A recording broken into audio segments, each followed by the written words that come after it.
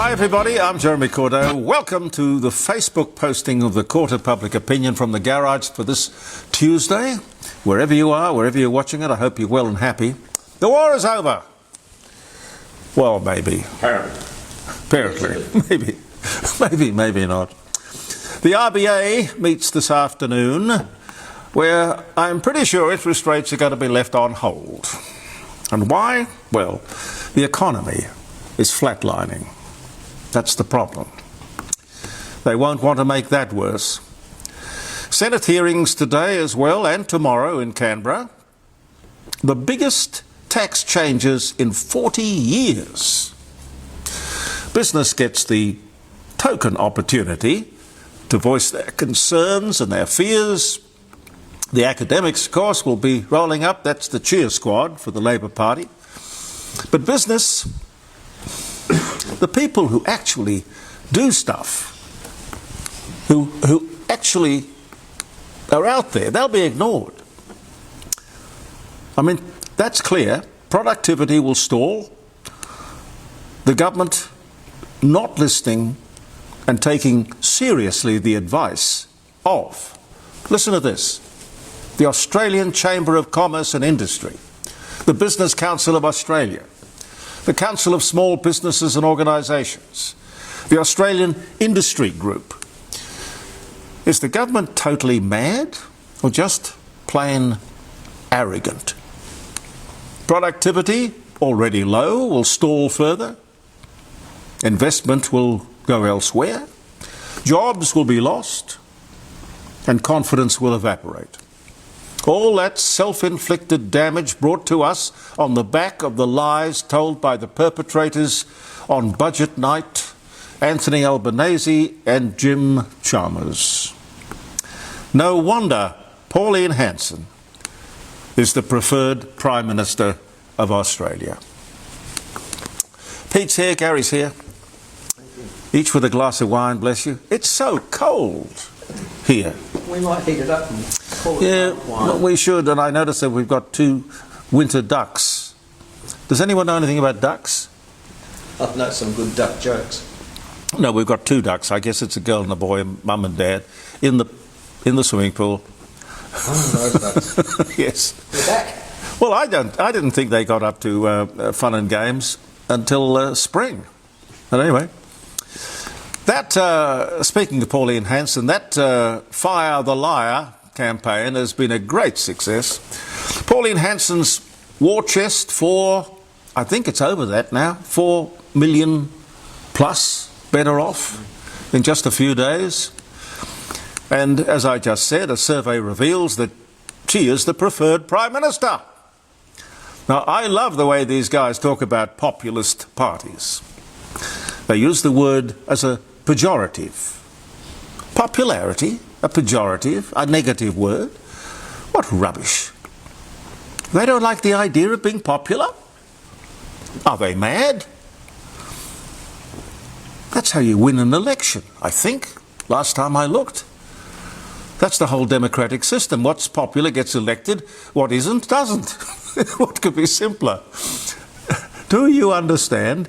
Here comes Pauline Hanson. And here comes every Conservative government around the world because people have had enough of socialist, progressive governments experimenting with society. It hasn't worked so well. So what are you going to do? Are you going to jump up and down and say these populists are wrong? Well, I think simply the left is on the wrong bus and has been for some time. Our sponsors, definitely not on the wrong bus. Rossdale Homes, a fine South Australian family-owned company, famous for their absolute fixed price guarantee. You get no nasty surprises whether you're a first home builder or a seasoned property developer. Nobody likes scary costs thrown in at the last moment. Their slogan is, and has been for years, Rossdale Homes, when trust is a must. Remember, with their fixed price contract, only you can change the price. For peace of mind and great quality, rossdalehomes.com.au. The Prime Minister says he is really trying to make a difference in people's lives. Oh, God bless you, sir. But I don't think he can be that stupid. When it comes to the real world, he must be able to read the room. Talk to Pauline. People just don't see these Labour Party policies, socialist policies, as improving their lives. It's all driven by ideology. You can see that in the budget. Supposedly there to help young people get into houses earlier and more easily. Look, that we might have believed till they extended it to the capital gains tax grab to other investment classes like shares. Now that's pure ideology, going back to which the Labour Party believed in for years, going back to 1985. Before 1985, and Bob Hawke and Paul Keating, we did not have a capital gains tax. This is pure ideological socialism, an attack on aspiration, self-reliance and personal achievement. And have a look at the popularity polls.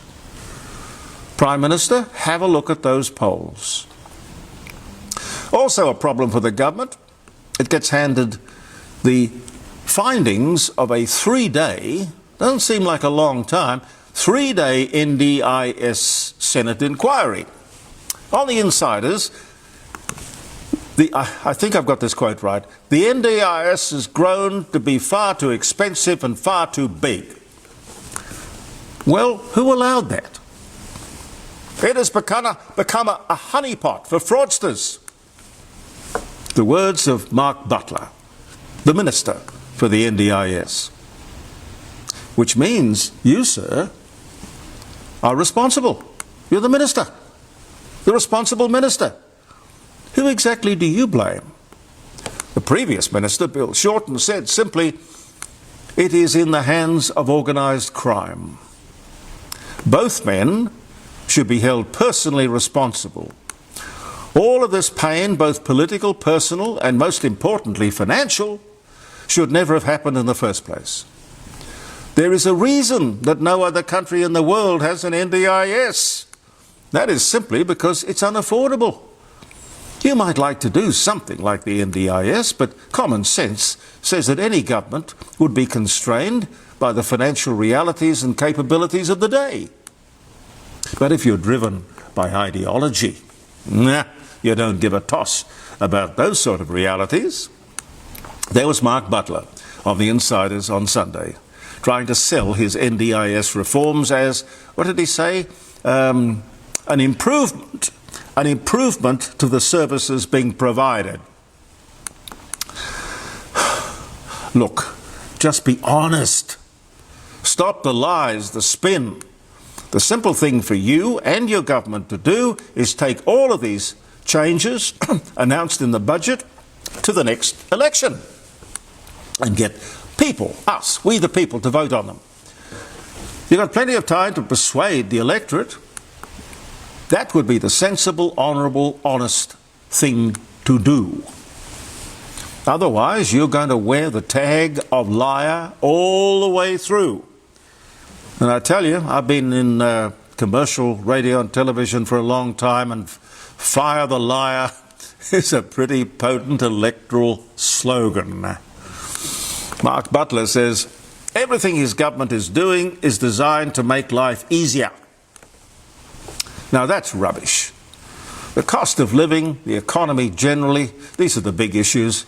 And Labour's green energy policy, net zero nonsense, is the biggest cause of inflation, which is the thing that is hurting the community more than anything else. By that I mean the cost of electricity. Now in Canberra, as I said, Tuesday, Wednesday and Thursday, senators listened to passionate arguments from the disability sector to back off any attempt to reform the unaffordable NDIS. Back off! It seemed to me to be a bit of a show trial, some window dressing, the government going through the motions. We're listening, we're listening. I've been talking about this for 10 years. Fellas, it's a bit late to be listening now. The NDIS has been out of control since the beginning. They never thought it through. And to hear these people representing and defending the NDIS, the architecture of which seems to have been designed to attract fraudsters. This inquiry should have been set up 13 years ago to show you the way. Once people are given a benefit or an endowment like this, it is almost impossible to take it away or modify it.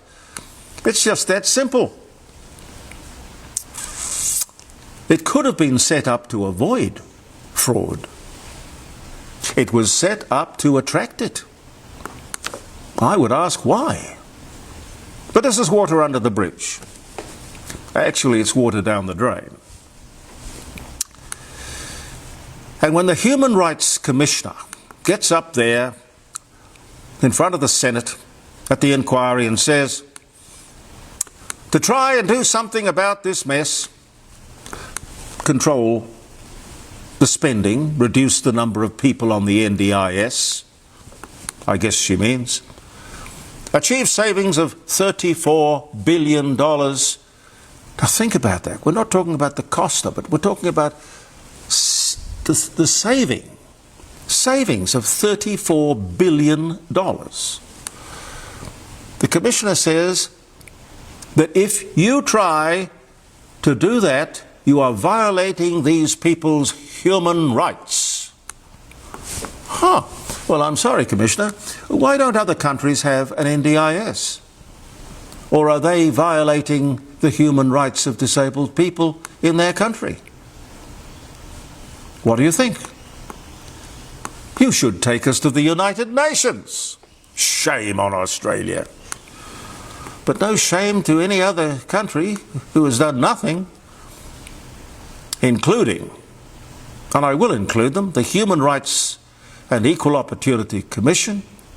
There are many institutions in this country, and I will also include the High Court of Australia, who do not seem to be acting in the interests of this country. And I don't know why. Government should encourage self-reliance. Out of all this whole NDIS mess, will Labor have learned any lessons, or will they just go on along their merry socialist way? Let me be clear.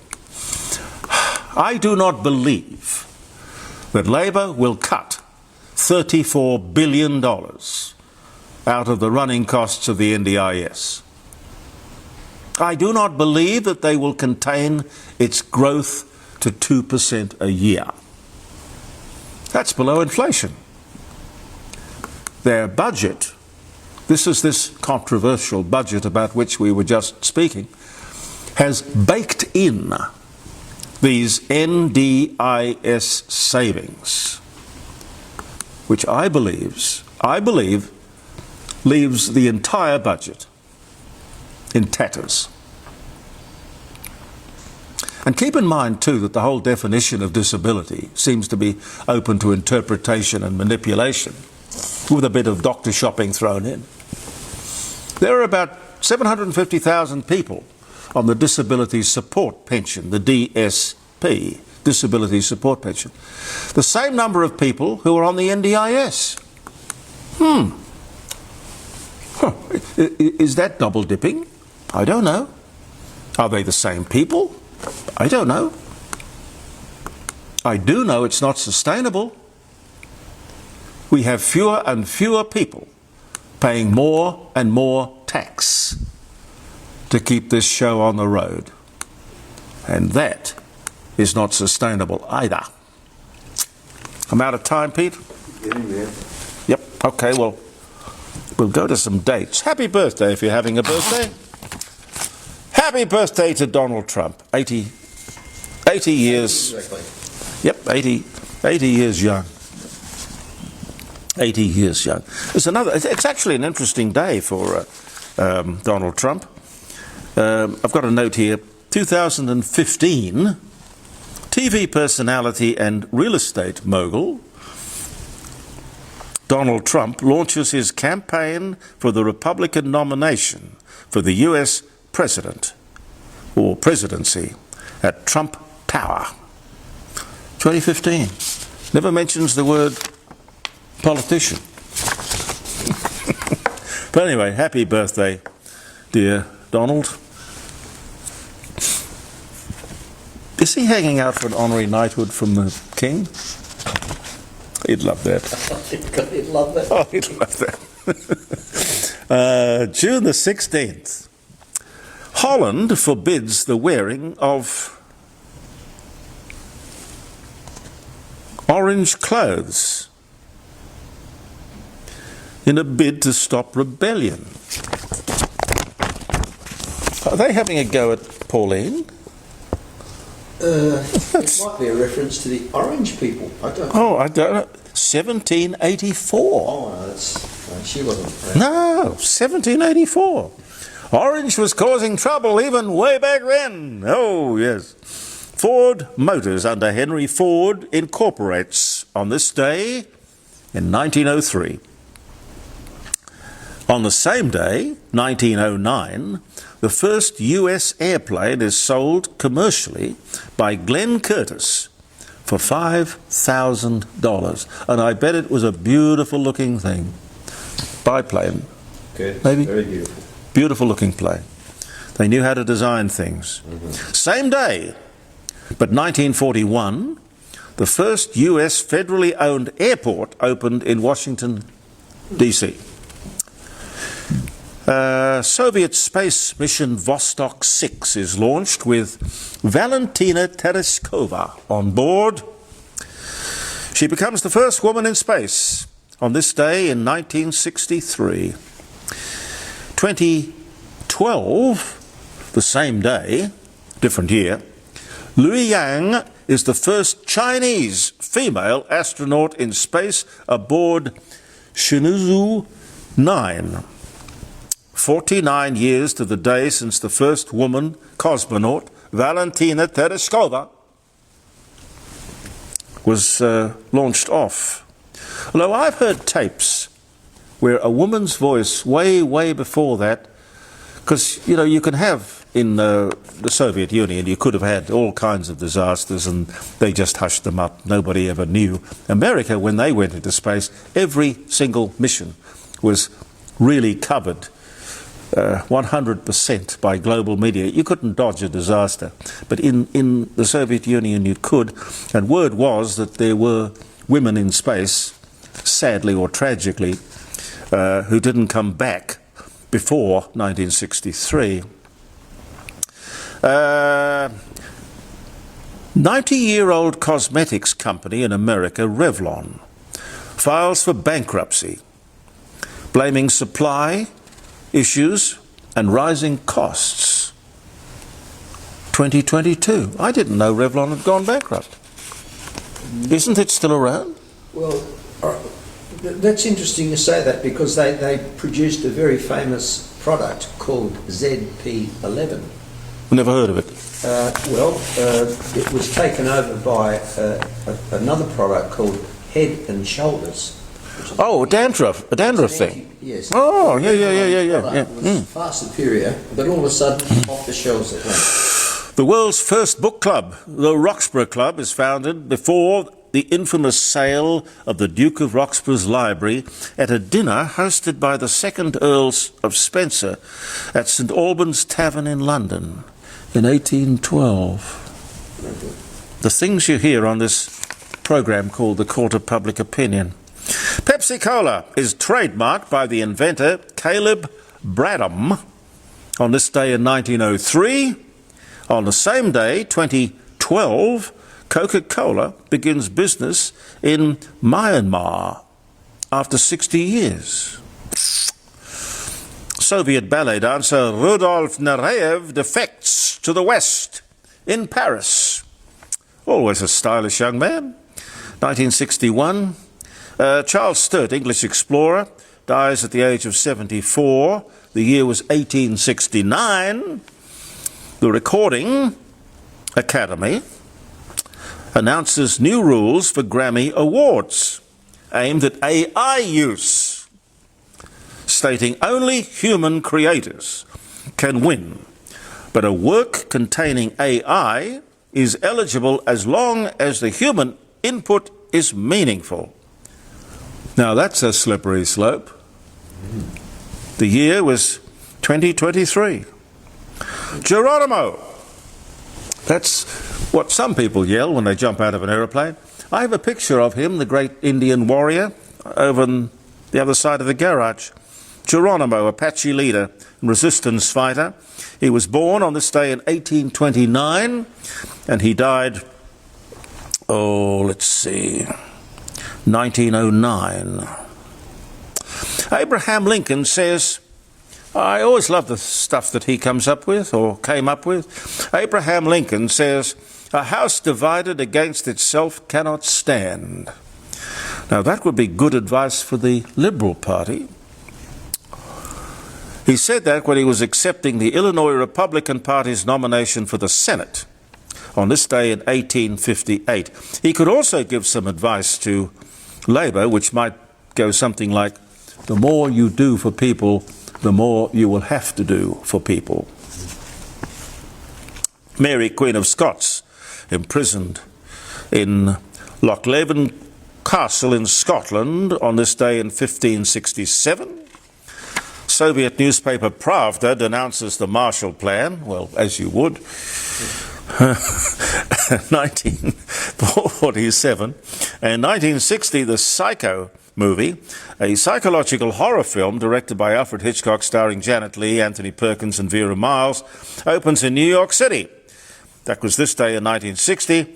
On the same day in 1978, the film Grease opens starring John Travolta, a picture of whom is over there when he came to Adelaide, in the late 70s.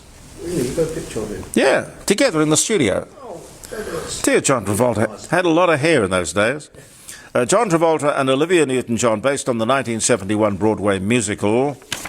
We'd better leave it there, hadn't we? Yes. Thank you so much for being with us.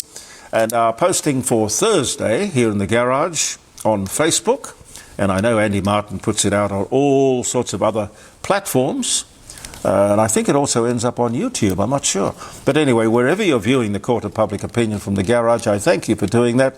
Believe in yourself, and goodbye for now.